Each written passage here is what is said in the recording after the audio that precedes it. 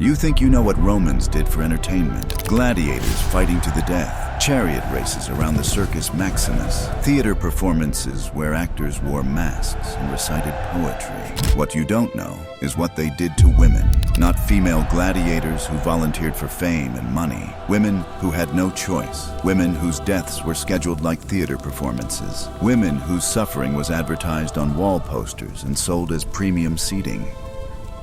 Imagine sitting in an arena with 50,000 other people. You've brought your family. You've packed food. This is a family day out. And then a young woman is dragged into the sand. She's 22 years old. She gave birth days ago. Her breasts are still swollen with milk. And the crowd around you, the families, the senators in their fine togas, they all start cheering. Because a wild cow is being released and the show is about to begin. That's not imagination. That's recorded history. That's what Rome called entertainment for centuries. And if you think that's the worst of it, you haven't heard what happened when the animals didn't kill fast enough. You haven't heard about the staged mythological reenactments where women were forced to play roles that ended in humiliation and death. You haven't heard about Blandina, the slave girl they tortured for days because she wouldn't stop smiling. This is not a story about gladiatorial combat. This is a story about what Rome did when it wanted to send a message, when it wanted to break not just bodies, but spirits, when it wanted to turn human death into theater and charge admission for the privilege of watching. Before we step into that arena where nightmares were scheduled like matinee performances, drop a comment with your city and country, because once you see how systematic this was, how organized, how profitable, you will never think about ancient entertainment the same way again.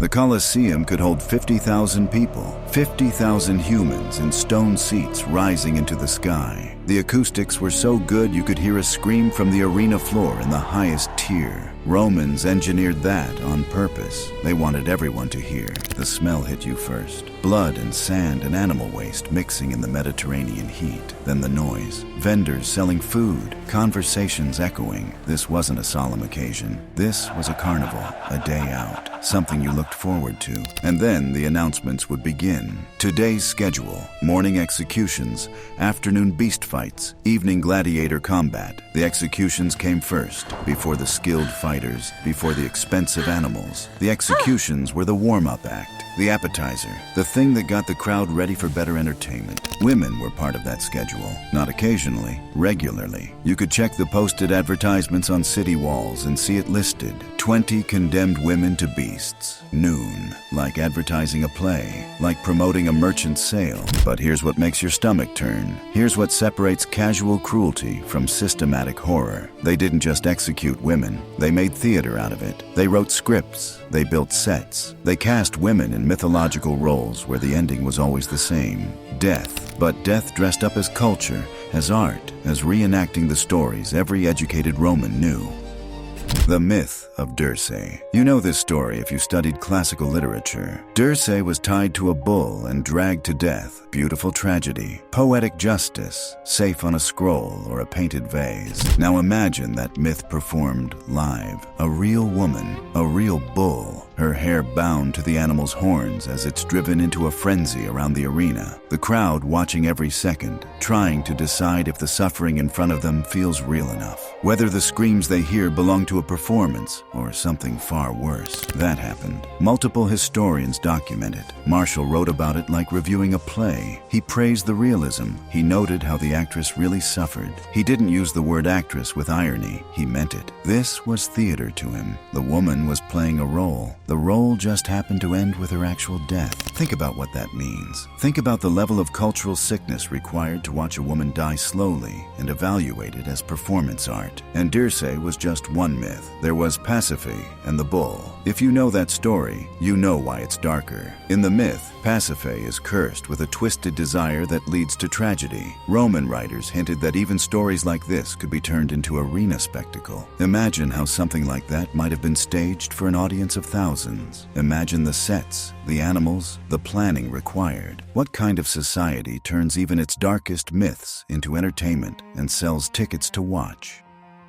You want to believe it's exaggerated. You want to believe historians made it more extreme than reality. But Marshall wasn't writing propaganda against Rome. He was writing for Roman audiences. He was describing what they had witnessed and enjoyed, and what they wanted to see again. The economics tell you everything. Seats closer to the arena were more desirable than the distant tiers. From the front rows, you could see every detail and hear every sound clearly. People paid extra for that kind of view. Wealthy Romans competed for those seats and brought guests to impress. This wasn't shameful. This was status. Being able to afford close seats to watch condemned people face the arena's beasts meant you had arrived socially. You could discuss it at dinner parties. Compare this execution to last month's. Debate which animals made for the most dramatic spectacles. Lions were fast. Bears, people said, made the moment last longer. Now let me tell you about two women who walked into that system. Two women whose names we know because their story was written down. Not by Romans celebrating the spectacle, by Christians documenting martyrdom. But the details, the horrible details, those match what Romans themselves recorded. Two accounts from different perspectives describing the same nightmare. Her name was Perpetua. She was 22 years old, from a wealthy and educated family, married and nursing a newborn baby when Roman soldiers arrested her for being Christian. This was in 203 AD, when Christianity was illegal in the Roman Empire. It wasn't just discouraged or socially frowned upon. It was a crime that could be punished by death, and Rome rarely carried out quiet executions for crimes like that. Rome preferred examples, public examples, arena examples. Perpetua was thrown in prison with other Christians. Among them was Felicity, younger, a slave, and 8 months pregnant. Imagine being Perpetua in that cell. You're still bleeding from childbirth. Your breasts are swollen and painful because your baby isn't there to feed. Your body is doing everything nature designed to take care of an infant, and that infant is somewhere else, with your family, who are begging you to just say the words, just renounce Christianity, just lie. Save yourself. Come home to your baby. But she doesn't. She refuses. And her father visits her in prison, an old man who loves his daughter, who watched her grow up, who held her baby. And he begs, he cries, he throws himself at her feet. Think of your son. Think of me. Think of your mother. Don't do this. Just say the words they want to hear. And Perpetua looks at him with something beyond stubbornness, something that Romans couldn't understand and Christians called faith. She tells him no. She tells him her baby will be fine. She tells him she will be fine. She tells him God is with her. Her father leaves weeping. The guards mock him. They mock her. You think your God will save you? Wait until you see what's waiting in the arena. Meanwhile, Felicity has a different problem. Roman law said pregnant women couldn't be executed. They had to give birth first, which sounds like mercy until you understand what it meant. It meant watching your friends die while you stayed in prison. It meant giving birth in chains, knowing your baby would be ripped away. It meant living with the certainty of your death date, just delayed. Felicity prayed for early labor. A woman in prison prayed to give birth prematurely so she could be executed with her friends, because staying alive alone was worse than dying together. Her prayers were answered. She went into labor at 8 months. The pain was excruciating. She screamed, and the guards laughed. If you're screaming now, what are you going to do in the arena? Her answer stopped them laughing. Right now, I'm suffering alone. In the arena, God will be suffering with me. She gave birth to a daughter, held her for maybe an hour, maybe less. Then a Christian woman from outside the prison took the baby. Felicity never saw her daughter again. 2 days later, she was cleared for execution. 2 days after giving birth, her body is still bleeding, her breasts engorged with milk, her hormones flooding her system with every maternal instinct evolution could produce. And Rome said, perfect, she's ready for the arena now. The night before the execution, the prisoners were given a last meal. Roman tradition, a final dinner before death. But Rome made it public. They were brought to a feast hall where crowds could come to watch condemned criminals eat their last food. People paid to attend. They threw insults. They made requests for tomorrow's show. The Christian prisoners turned it into something else. They sang hymns. They prayed. They smiled at each other. And that enraged the crowd more than fear would have. How dare they not be terrified? How dare they act like they're winning? Morning came. Perpetua and Felicity and the others were led through tunnels under the arena. You can still see those tunnels today if you visit the ruins. Narrow stone passages, dark. The sounds from above filtering down, the roar of 50,000 people waiting for blood. They were supposed to be dressed in robes for priests of Saturn, Roman religious costumes, making their execution part of a religious ceremony. Perpetua refused. We came here freely. We gave up our lives freely. We won't wear your costumes. The guard in charge was nervous. Perpetua was a nobility. Her family had an influence. Making her angry might cause problems. He let them wear simple tunics instead. They walked into the sunlight, into the sound. 50,000 voices hitting you like a physical wave. The arena floor was sand covering stone. Blood from the morning's earlier executions was already soaking in. Animal carcasses were being dragged away. And here's where it gets worse. Because the execution method wasn't chosen for efficiency,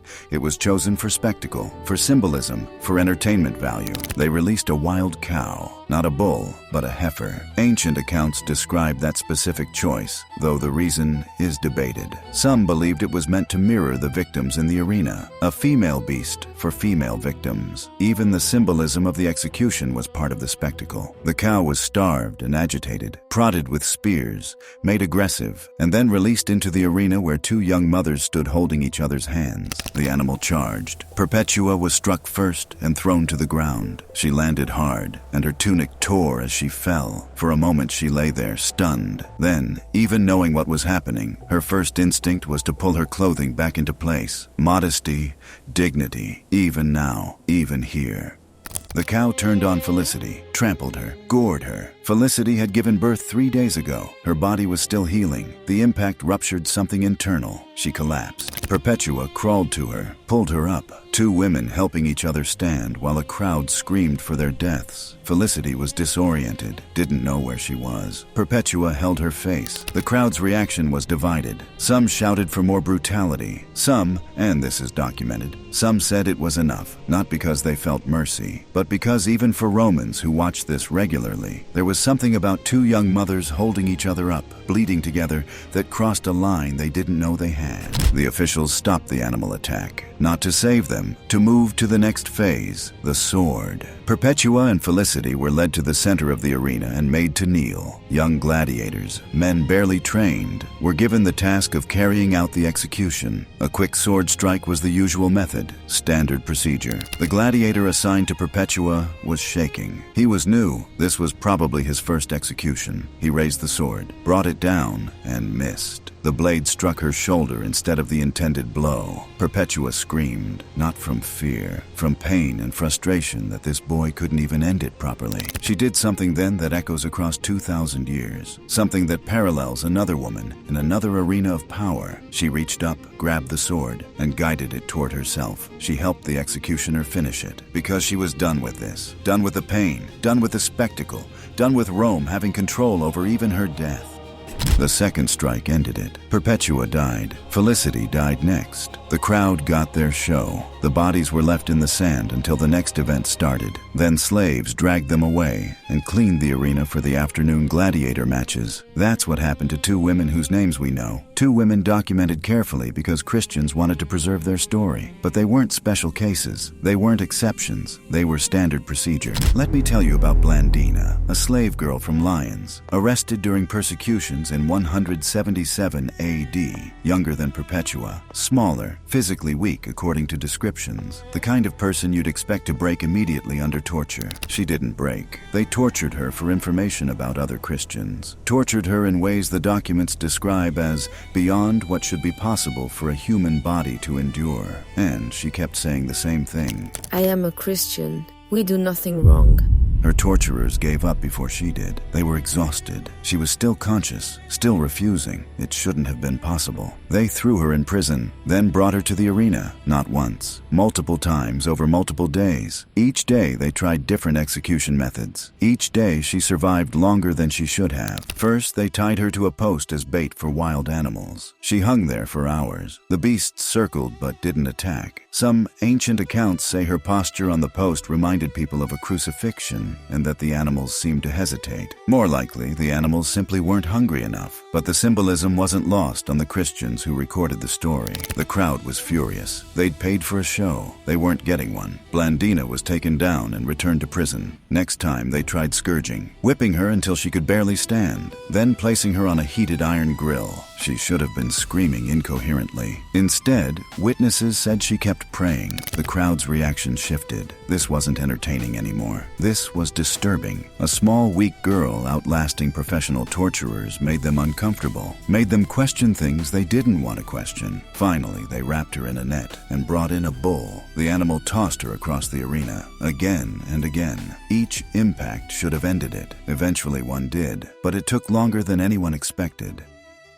Here's what's disturbing beyond the torture. Here's what reveals the sickness. The crowd that watched Blandina suffer for days, that paid money for tickets to each session, that brought their families to see this girl refuse to break. They started calling her the little one, with affection, with admiration. They respected her endurance while simultaneously demanding her death. They were impressed by her courage while paying to watch her suffer. The cognitive dissonance required to hold both thoughts simultaneously tells you everything about how normalized this horror had become. But Blandina and Perpetua and Felicity, they were real people with names and documented stories. Most victims weren't. Most were statistics, numbers in ledgers, line items in arena schedules, 40 condemned women for the beasts, listed next to 16 bears acquired from Germania, like inventory management. Because this was a business, a profitable business with supply chains and logistics and pricing strategies. Animals had to be captured, transported across the empire, fed and kept healthy until show day. Bestiari, specialist hunters, made careers out of supplying arena beasts. They knew which animals killed quickly and which ones played with prey. They knew what the crowd wanted. Bears were popular.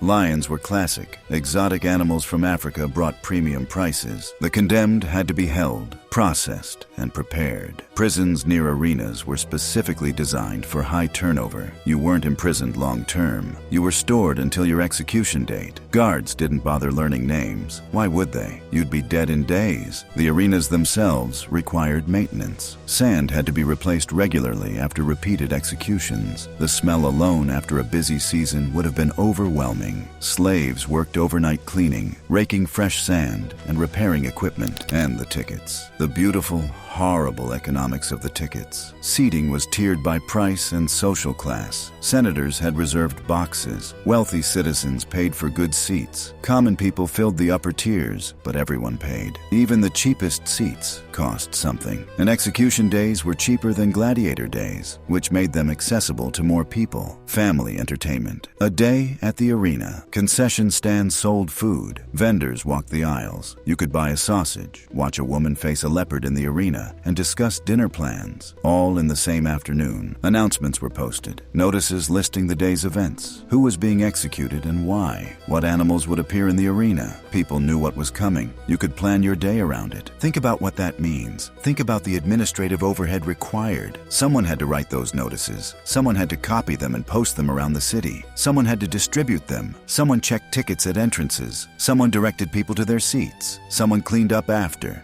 This wasn't mob violence. This wasn't spontaneous cruelty. This was organized entertainment with professional management and profit margins. And women, specifically women, were part of the product offering. The marketing even reflected it. When Christians were being executed, the advertisements emphasized if women were included, because that added value. Female suffering apparently had more entertainment worth than male suffering. Maybe because it was rarer. Maybe because the crowd could project different psychological dynamics onto it. Maybe because Romans were just that sick.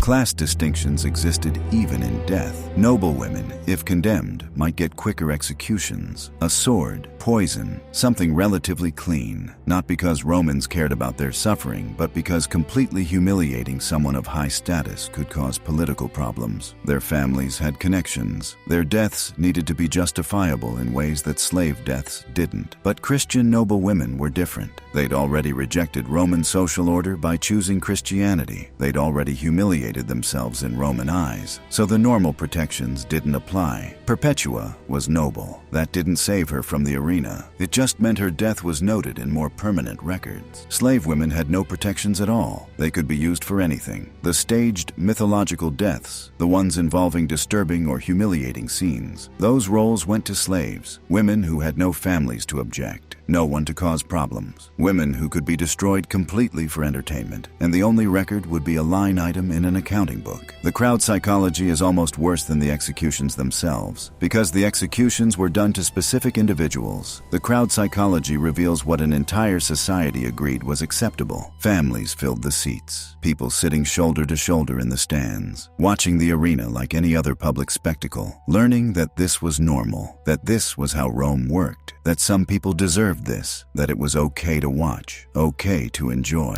Women attended in large numbers. You might think female spectators would sympathize with female victims. You would be wrong. Women in the crowd cheered as loudly as men. They made comments about the condemned. They judged their behavior. They participated fully in the spectacle. Because that's what normalization does. That's what systematic dehumanization achieves. You can make anything acceptable if you do it long enough, if you make it official, if you sell tickets and print programs and treat it like any other civic event. The crowd had expectations, standards. If a woman died too quickly, they felt cheated. They'd paid for entertainment. They wanted value for money. If the animals ended it too quickly, that was disappointing. If the victim fainted early, that was boring. They wanted struggle. They wanted noise. They wanted drama. And sometimes they got the opposite reaction. Sometimes a victim's courage impressed them, made them uncomfortable in ways they couldn't articulate. That's what happened with Blandina. That's what happened with Perpetua and Felicity. The crowd had moments of "this is wrong" before crushing that thought and demanding the show continue. Because stopping would mean admitting this had always been wrong, that everyone who'd ever attended was complicit, that their grandparents who brought them as children had taught them something monstrous, that their society was built on systematic sadism. Easier to cheer, easier to demand blood, easier to go home and not think about it. The aftermath was methodical. Bodies were removed. Valuable ones, like noble Christians whose families might pay for proper burial, were released for a fee. The rest were thrown in mass graves or cremated. The arena was cleaned. Fresh sand was spread. By evening, you couldn't tell what had happened that afternoon. The stones didn't remember. The sand was new. Only the people carried the memories home. And what did they do with those memories? Did fathers who brought their sons have nightmares about the screaming? Did mothers who cheered for blood wake up seeing the condemned women's faces? Did those who watched these spectacles grow into adults who questioned the system? Some did. We know some did because we have their writings. Early Christians who described the horror, philosophers who questioned the morality, scattered Romans who admitted this might be going too far. But most didn't. Most went back next month for the next games. Most continued the tradition. Most accepted this as normal. Most participated in a system that turned human death into entertainment for 400 years. 400 years. Think about that timeline. That's longer than the United States has existed. That's longer than most modern nations. That's generations upon generations of people growing up thinking this was acceptable, normal, good, even, a healthy part of civic life. The system didn't collapse because Romans developed empathy. It collapsed because Christianity eventually took power and banned the games. Not immediately, not cleanly, but gradually the execution stopped. The arenas closed. The animals were freed or killed. The infrastructure of death as entertainment was dismantled. But the memories remained. The writings survived. The descriptions of what was done to Perpetua and Felicity and Blandina and thousands of unnamed women who walked into sand and never walked out. Those descriptions survived so we could know what entertainment looked like when empathy died. You want to believe we're different now. You want to believe modern society would never tolerate this. But every society thinks they're more civilized than the ones before. Rome thought they were civilized. They had law, philosophy, art, literature, engineering marvels, roads and aqueducts, and a senate. They looked at barbarians and called them savage while selling tickets to watch women thrown into the arena against cattle. If you stayed with this story until now, you've witnessed something most people choose not to think about. The comfortable narrative is that Rome fell because of decadence and corruption. The uncomfortable truth is that Rome was always corrupt. From the moment they decided human death could be entertainment, they were building a society on foundations that couldn't hold. Perpetua guiding the sword toward herself is remembered for her faith, but it's also a statement about Rome. She had to help her executioner because even at the end, even in the arena designed for killing, Rome couldn't do it efficiently, couldn't do it with dignity, could only produce a shaking boy with a sword who couldn't aim properly. Drop a comment if you made it to the end, because this isn't easy history. This isn't fun. This is the part they skip in school, the part that makes you uncomfortable, the part that makes you question what civilization really means. And if you think this is the darkest corner of ancient Rome, you haven't seen what they did after victory. You haven't seen what happened to queens who resisted. You haven't seen the systematic horror they deployed across the empire. We made videos about that. Check them out if you want to understand the full scope of what Rome really was. This is what happens when society stops seeing certain people as human, when entertainment matters more than empathy, when profit justifies suffering, when everyone agrees to look away from horror because acknowledging it would require changing everything. Rome fell, the arenas crumbled, the crowds dispersed, but the lesson remains. Civilization isn't marble and law. Civilization is what you do to the powerless when no one is watching, or worse, when everyone is watching and no one stops it. Perpetua died free because she chose faith over fear. Felicity died a mother even though her baby was stolen. Blandina died unbroken even though they tried for days to break her. Those women won something Rome couldn't take: their dignity, their choice, their refusal to give Rome their souls, even when Rome took their bodies. And you watching this 2,000 years later, you know their names. You know what they faced. You know they didn't break. Rome wanted to make them examples of what happens when you resist. Instead, they became examples of what resistance looks like, what courage costs, what some people will endure rather than betray what they believe. The arena is in ruins now. The crowd is dust. The empire is gone. But Perpetua and Felicity and Blandina are remembered, not as victims, as fighters who chose their battle and walked into death without flinching. That's the story Rome didn't want to tell. That's why we're telling it now.